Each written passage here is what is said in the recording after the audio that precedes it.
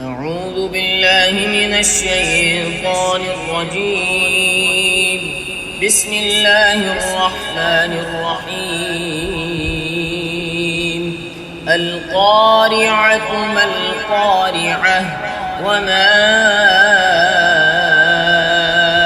أدراك ما القارعة يوم يكون الناس كالفراش المبثوث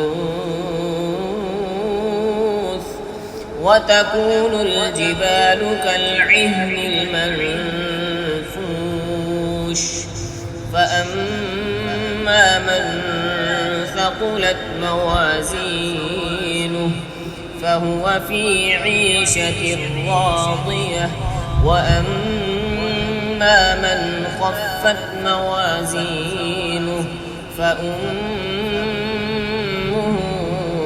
هاوية وما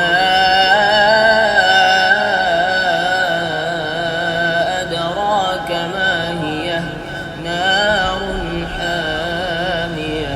صدق الله العظيم.